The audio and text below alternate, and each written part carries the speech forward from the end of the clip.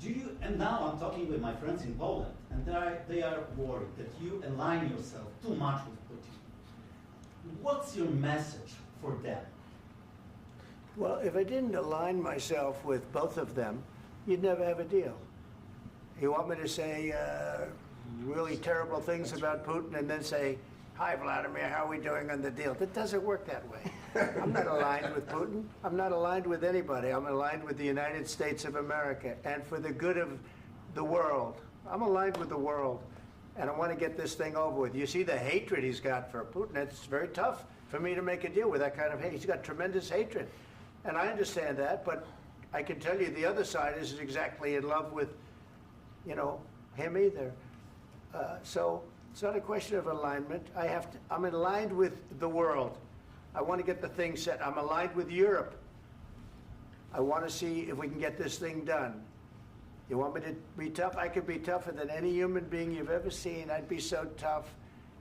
But you're never going to get a deal that way. So that's the way it goes. All right, one more question. I will respond to this. So look, for 4 years in the United States of America, we had a president who stood up at press conferences and talked tough about Vladimir Putin, and then Putin invaded Ukraine and destroyed a significant chunk of the country.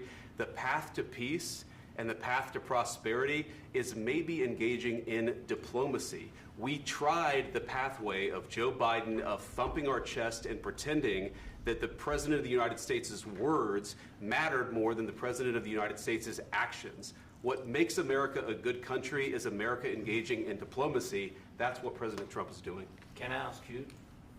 Sure. Yeah? Yeah. Okay.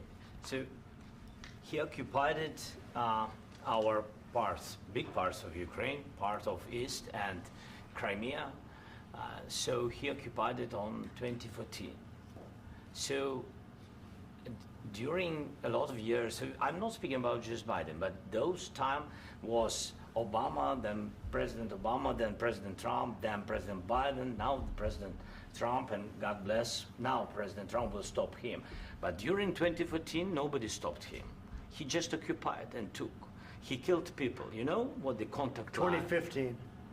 2014. 2014 and 2015. 2014. Yeah. So I was not here. Yeah, but that's exactly right. Yes, but during 2014 till 2022, the situation the same. The people are been dying on the contact line. Nobody stopped him. You know that we had conversations with him, a lot of conversation, my bilateral conversation, and we signed with him, me, like a new president. In 2019, I signed with him the deal. I signed with him, Macron and Merkel, we signed ceasefire. Ceasefire. All of them told me that he will never go. We signed with him with gas contract. Gas contract. Yes, but after that, he broken this ceasefire. He killed our people and he didn't exchange prisoners. We signed the exchange of prisoners, but he didn't do it. What kind of diplomacy, JD, you are speaking about? What do you mean? I'm talking about the kind of diplomacy that's going to end the destruction of your country. Yes, but if you Mr. President, with respect, I think it's disrespectful for you to come into the Oval Office and try to litigate this in front of the American media. Right now, you guys are going around and forcing conscripts to the front lines because you have manpower problems. You should be thanking the President for trying to bring an end to this conflict. Have you ever been to Ukraine that you say what problems we have? I have been to. Come once. I've actually watched and seen the stories, and I know what happens is you bring them on a propaganda tour, Mr. President. Do you disagree that you've had problems bringing people into your military? And do you think that it's respectful to come to the Oval Office of the United States of America and attack the administration that is trying to prevent the destruction of your country? A lot of questions. Let's start from the beginning. Sure. First of all, during the war, everybody has problems, even you, but you have nice ocean and don't feel now, but you will feel it in the future. God bless. You don't know that. God bless. You God bless. You will not have a war. Don't tell us what we're going to feel. We're trying to solve a problem. Don't tell us what we're going to feel. I'm not telling you. Because you're in no position to dictate that. That's exactly what you're doing. You're in no position to dictate what we're going to feel. We're going to feel very good. You will feel influence. We're going to feel very good and very strong. You will feel influence. You're right now not in a very good position. You've allowed yourself to be in a very bad position, and he happens to be right about it. From the very beginning of the war. You're not in a good position. You don't have the cards right now. With us, you start having not cards. Playing cards. Right now, you don't. You're playing cards. You're playing cards. Serious. You're gambling with the lives of millions of people. You're gambling with World War III. You're gambling with World War III. And what you're doing is very disrespectful to the country, this country. That's back to you. Far more than a lot of people said they should have. Have you said thank you once? This a entire lot of meeting? times. No, in this Even entire today. meeting, have you said thank Even you? today. You went to Pennsylvania and campaigned for the opposition in October. Offer some words of appreciation for the United States of America and the president who's trying to save your country. Please, you think that if you will speak very loudly about the war, you can... He's not speaking loudly. He's not speaking loudly. Your country is in big trouble.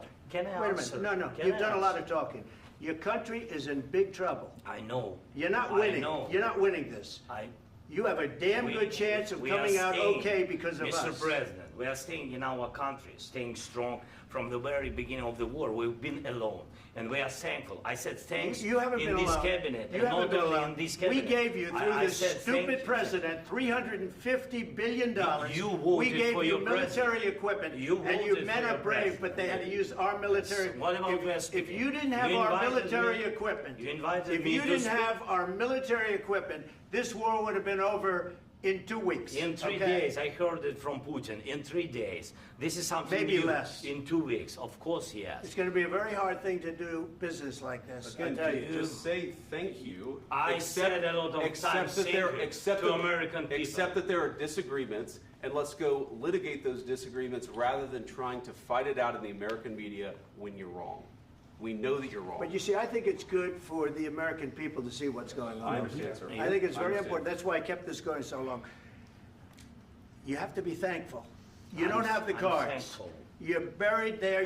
Your people are dying. tell you You're again, running I low know. on soldiers. Don't- Listen, don't please, you're running Mr. low on President. soldiers. It would be a damn good thing. Mr. And then President. then you tell us, I don't want a ceasefire. I don't want a ceasefire. I want to go and I want this. Look.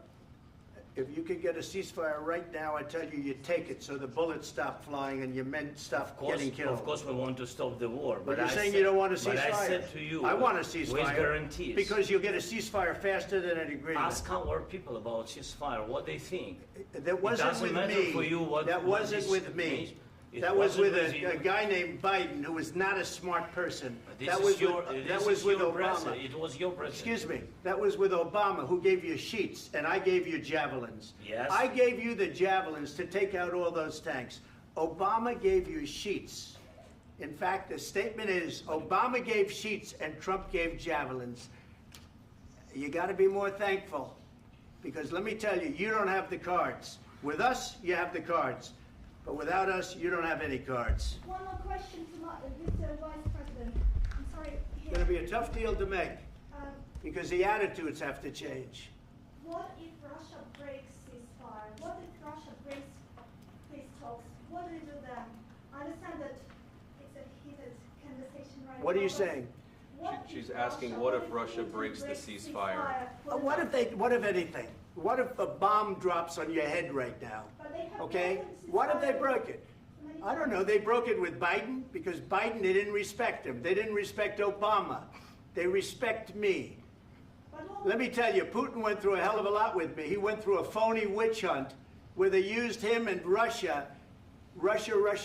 You ever hear of that deal? That was a phony Hunter Biden, Joe Biden scam. Hillary Clinton, Shifty Adam Schiff. It was a Democrat scam.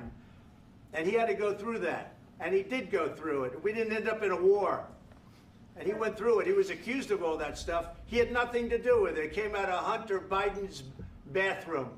It came out of Hunter Biden's bedroom. It was disgusting. And then they said, oh, the laptop from hell was made by Russia. The 51 agents. The whole thing was a scam. And he had to put up with that. He was being accused of all that stuff. All I can say is this. He might have broken deals with Obama and Bush, and he might have broken them with Biden. He did, maybe. Maybe he didn't. I don't know what happened. But he didn't break them with me. He wants to make a deal. I don't know if you can make a deal. The problem is, I've empowered you to be a tough guy. And I don't think you'd be a tough guy without the United States. And your people are very brave. But you're either going to make a deal or we're out. And if we're out, you'll fight it out. I don't think it's going to be pretty, but you'll fight it out. But you don't have the cards. But once we sign that deal, you're in a much better position. But you're not acting at all thankful. And that's not a nice thing. I'll be honest, that's not a nice thing.